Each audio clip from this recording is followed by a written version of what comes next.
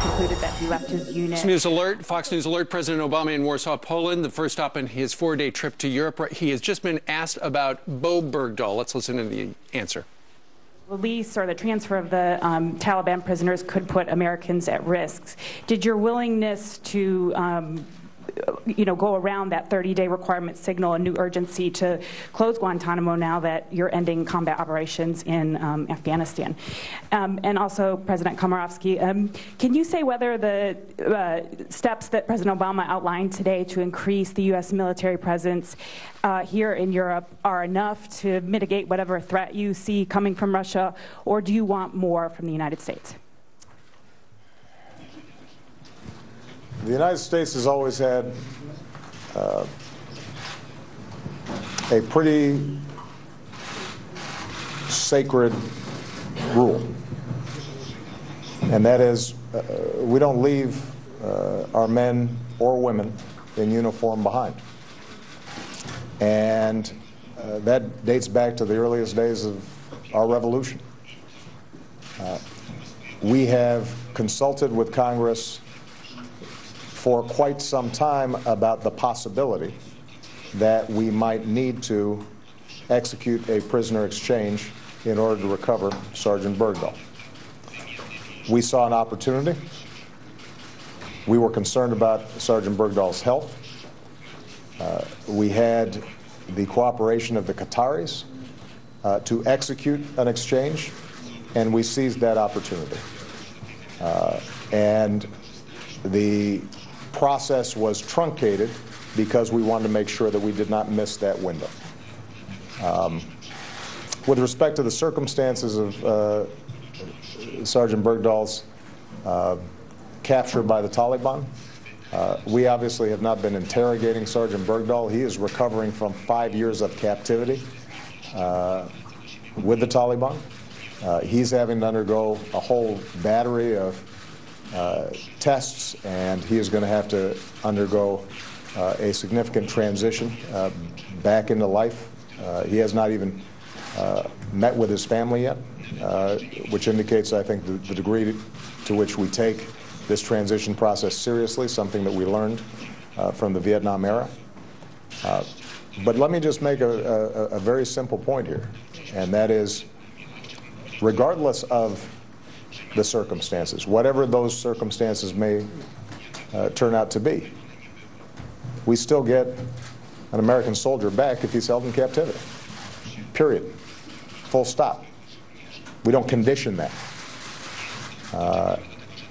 And that's what every mom and dad who sees a son or daughter sent over into war theaters should expect from not just their commander-in-chief, but the United States of America. In terms of potential threats, the release of the Taliban who were being held in Guantanamo was conditioned on the Qataris keeping eyes on them and creating a structure in which we can monitor their activities. We will be keeping eyes on them.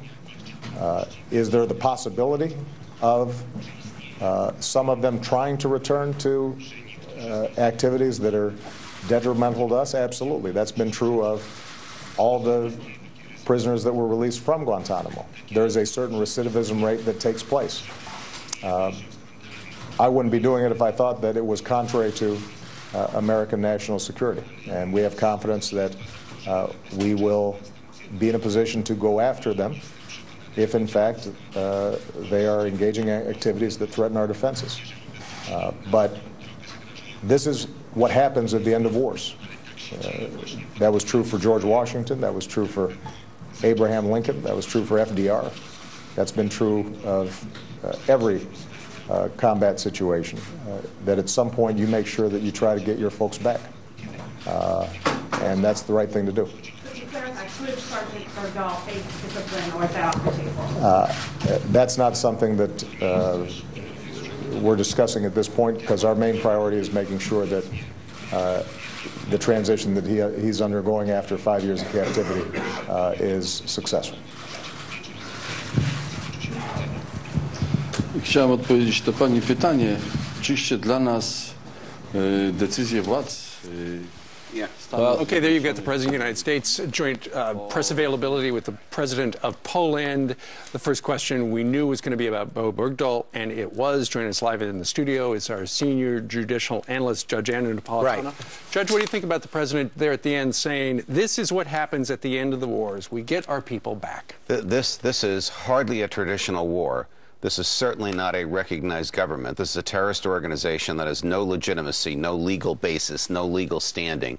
And it's been the policy of the United States government since 9/11, actually before 9/11, never to negotiate with non-state actors whose modus operandi is just to kill Americans. It's not to run a government in another country. Look, there's a lot of legal issues here. The lesser legal issue is the failure to inform Congress. He signed into law a statute saying, if I'm going to take anybody out of Gitmo for any reason whatsoever, I have to give Congress 30 days notice so that they can object or they can inquire. Somebody's calling Brian on his No, it's not my cell. It's the computer. They left the sound up. All right. But the far more difficult one, we're talking about this before the President came on, is that we have a federal statute which makes it a felony to provide material assistance to a terrorist organization.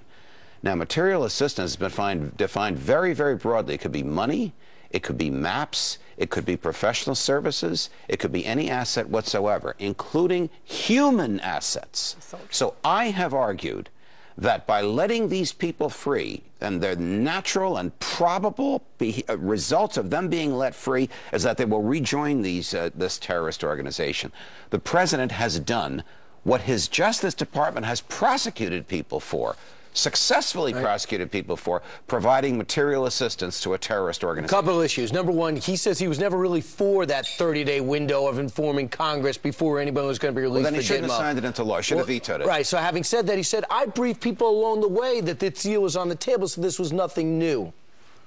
You know, the President took the position when he signed the law that he didn't like it and he might enforce it and might not enforce it. That defies his oath, Brian, because the presidential oath says the President shall faithfully, I emphasize the word faithfully because it's in the oath and it's in the Constitution, enforce the federal laws. The reason the framers put the word faithfully in there is to remind presidents they have to enforce all the laws whether they agree with them or not. Judge, let's talk about Sergeant Bergdahl. Many of his fellow soldiers are saying that he deserted and he could be collaborating with the terrorists and with terrorist organizations.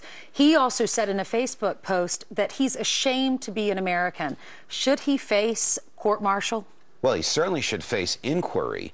I mean, the military has an absolute obligation to find out if he was deranged when he said this or if he really planned and plotted to leave. Did he aimlessly walk away because he didn't know what he was doing, or did he intend never to return? Well, he mailed his stuff back and he wrote a note. Well, so the evidence against him is very strong. The government will conduct an inquiry, almost like on the civilian side, a grand jury investigation. You think they will? Oh, I think they have to. I think they're probably doing it even as we speak. That the scandal of him not being prosecuted would be too much for the government to bear. Did they already know any of that before, though? Because they're not listing him as a POW. He was never listed as a POW. They had to know this, Ainsley. This is really almost the worst conceivable poster boy for the president saying nobody will be left behind. It's what's interesting is the reason supposedly initially the president didn't notify Congress 30 days ahead of time was because of the guy's health.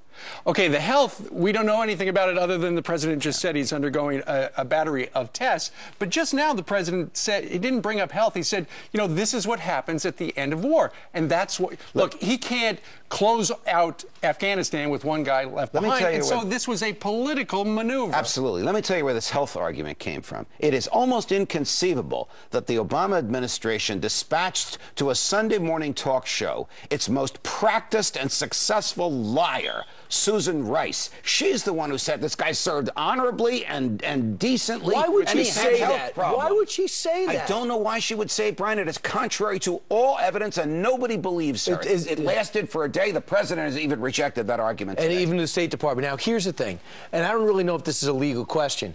You're not exchanging this guy for a bag of cricket balls. You're exchanging him for 4 of the worst of the worst that everyone agrees. 5 of the worst of the worst that everybody agrees that are more than likely to go back back to terror and are going to be part of the brain trust of the Taliban. That's why I say the president may very well have committed a federal crime by giving material assistance to a terrorist organization. He ought to have known that that's what these guys will do.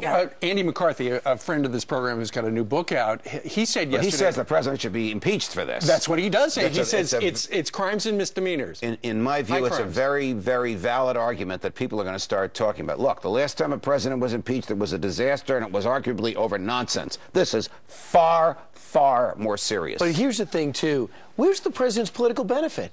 I don't see any Democrat going, look at I'm so proud of my president for giving up, getting a deserter back in exchange for 5 hardened Brian, killers. That is the head scratcher as to why they did this. It doesn't make sense from their own point of view. Democrats will begin to flee from this president. The Democrats who already believe they're going to lose the Senate and lose even more seats in the House now are probably not even going to want him to come in their districts and campaign for him. It might be like you said earlier, though, that the president is doing this because of the reaction back in the 80s, in 81. When all those POWs were released, and then it was a big deal. Iran, and the hostages. Yeah, well, this is blowing up in his face. Look, the only benefit to him is that the VA scandal is off the front page. Right, right. Dick Cheney says that these 5 guys that were released from Gitmo will attack again. You want to talk about some health problems? What about after 9/11? All of the individuals that died, all the people that are facing health problems because we were down there. We're going to have some major health problems if these 5 guys come back and attack. I have questioned the legal basis for Gitmo, but if you look at the backgrounds of the 5 of them, they are not foot soldiers. They are major manipulators and organizers of the military and intelligence arm of the Taliban. Sure. This is an enormous shot in the arm, not just emotionally for them. Aha, we got 5 of our guys for 1 of theirs. This is a strategic tactical boost to them, the very thing that the government is prohibited from doing under federal law. What do you think about the suggestion that this is President Obama's backdoor way of closing Gitmo? I heard Dana Perino talk briefly about this last night, where, maybe 5 here, 5 there, whatever, we got over 100 there. This is one way he could do it. Well, this is where the McCarthy argument will come in, because the statute that he signed, saying I will give them 30 days notice, and as he signed it, he said, I don't like it, and I might not enforce it, was passed overwhelmingly by Democrats as well as Republicans. Absolutely. He basically will be thumbing his nose to the Congress on a hot-button issue. Right. It's absolutely a mystery. Judge, thanks so much. Pleasure, guys.